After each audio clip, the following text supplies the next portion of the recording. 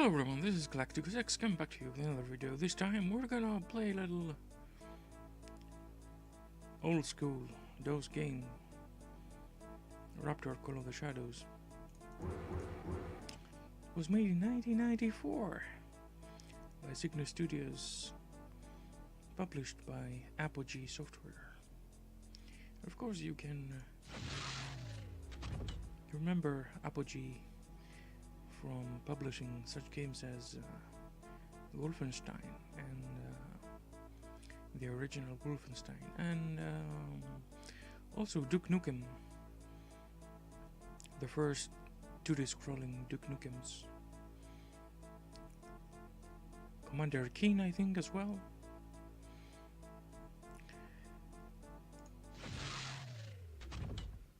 But this is a vertical scrolling shooter.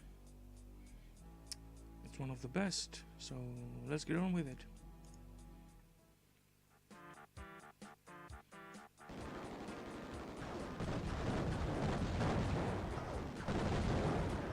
I'm playing on medium level, which is veteran. There's rookie, veteran and elite. And the main difference is the quantity of the enemies on screen.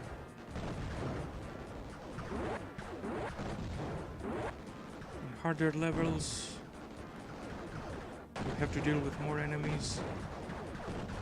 But conversely, you get more points by taking down more enemies. And you get more credits, which is shown on the top of the screen. And with those credits you can replenish your shields, and if you're out of shields out of energy, of course you die. Game over. So, and that happened because we started with low energy to begin with, so this time we won't be doing the same mistake. We'll load our character again, and this time we'll go to the supply room. And from this cheerful gentleman here, who looks like Nick Fury with the eye patch and all, we'll get some energy. It's rather cheap. I think that's enough.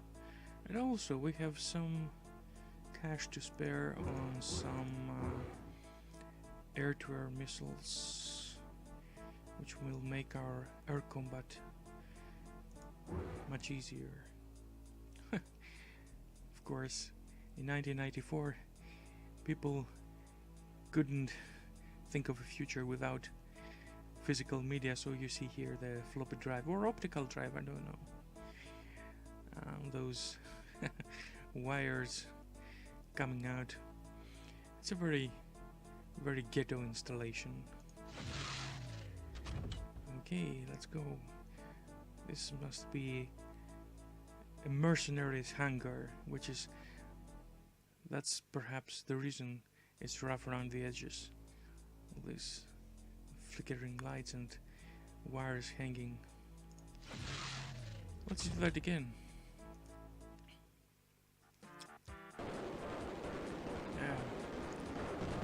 The air-to-air missiles, our opponents don't stand a chance.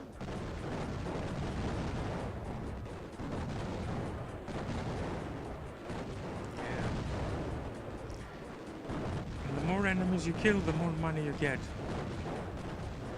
And the more money you get, the better equipment you can buy.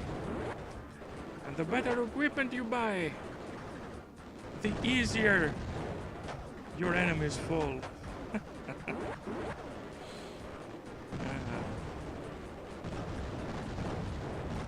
Those ground units are well armored. They take more shots to beat. But look at this. We've got a bonus. We've got air to ground missiles. which we'll use to dispatch. Look at that. Boom. Dispatch of our ground enemies with ease.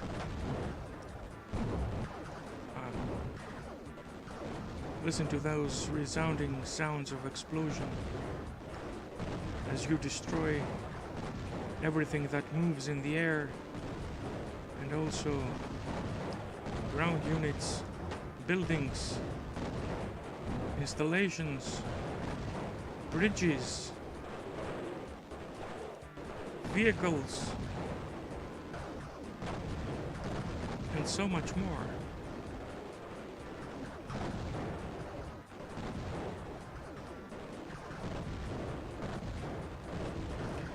By the way, I'm using my mouse to control. Left button is fire, with the right button is swap your weapons.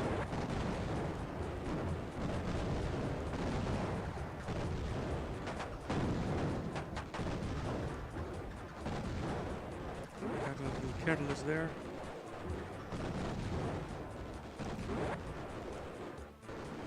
We shouldn't have taken those hits. We're getting low on energy. I think there will be... Yes, there it is. Extra energy bonus for the careless user.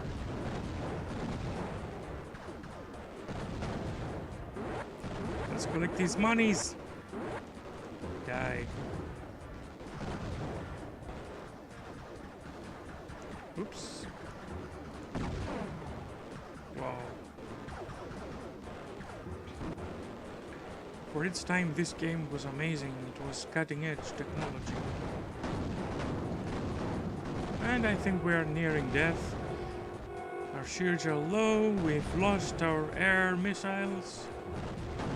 And we're down again. So much. I didn't concentrate, I didn't pay much attention, I was sloppy. So we'll give this another go. Okay, this time no monkey business.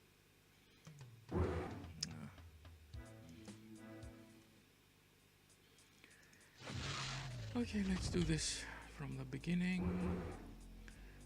Let's take another one. Let's replenish our energy in full. Let's get our missiles, and we have money to spare.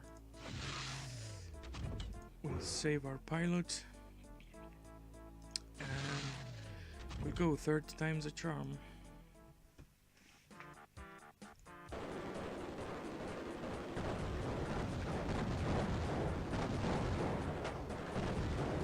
As you can see, before our enemies appear on the screen, you can see their shadows, which facilitates your tactics.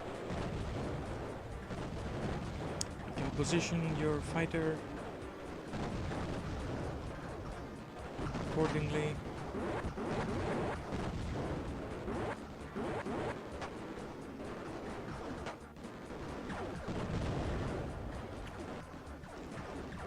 And that was a nice artistic decision, which makes the player's life easier due to the fact that it's not the screen is not on vertical orientation. It is designed for 4x3 monitors.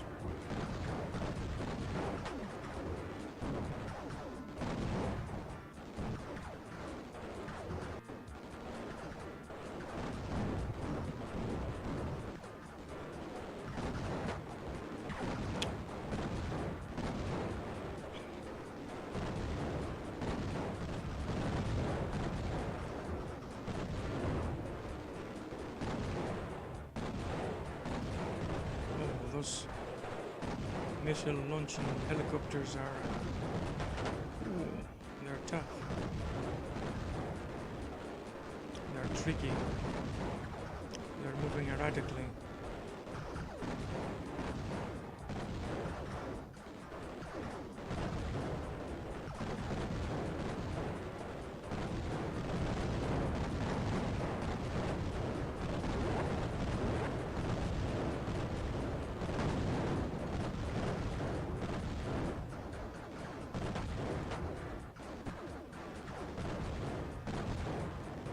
are controlling the game now. The game does not control us. Resistance is futile.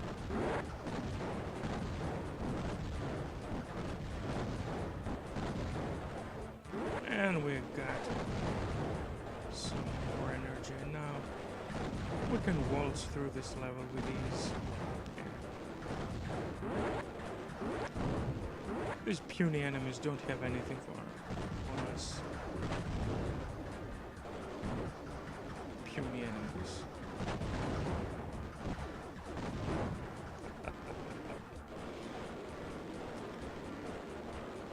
Oops. This is a little tricky.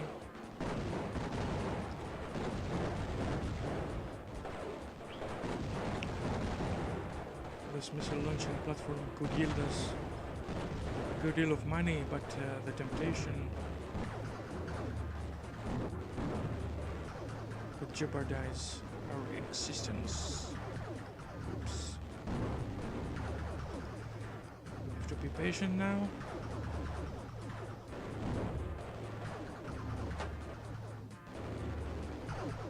Easy peasy. Easy peasy. Last one. Yeah. That's the way you do it.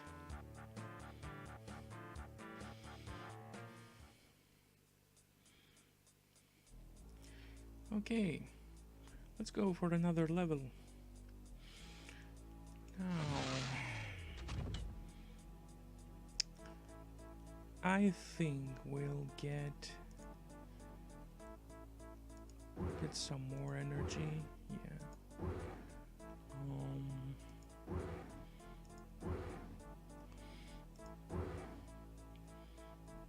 This face shield is nice.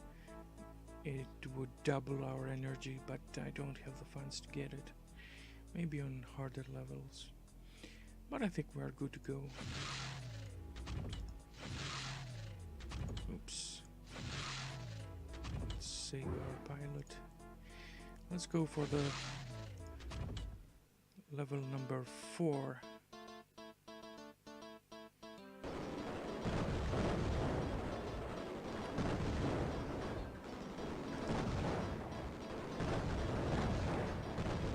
Of course, I'm using DOSBox to play the game. I still haven't come around to building my retro PC. I'm using General MIDI for music. I didn't have the luxury of having a General MIDI sound device back in the day.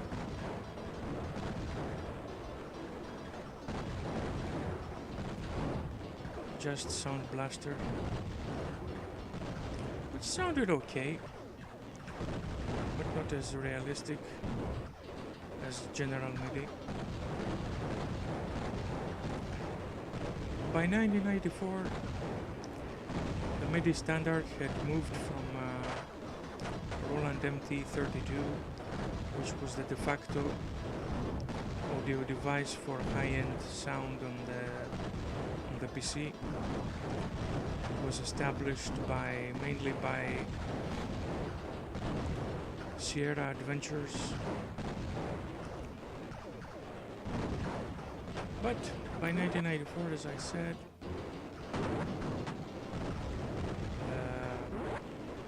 the General MIDI would dominate. And that gave the freedom to manufacturers to implement their own General MIDI designs on their own products. Ooh, more energy. And especially with their Roland sound canvas, which was top notch. And of course the Yamaha XG sound cards.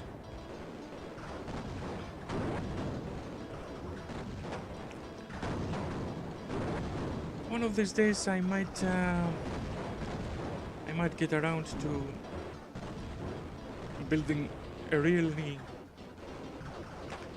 a really neat retro PC with all the bells and whistles. And fingers crossed, I might get a nice external MIDI, which was an unobtainable dream for the day, because the sound modules like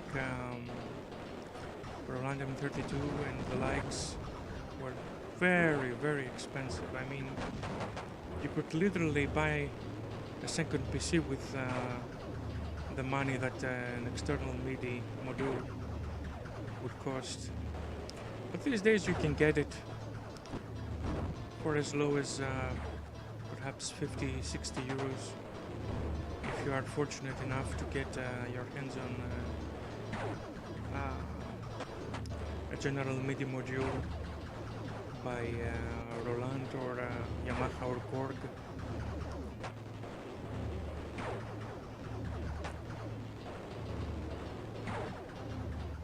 So yes, as our enemy is gasping for their last breaths of air in this world, we return triumphantly to our base, and I think this would be a nice moment to end our session here. So thanks folks for watching.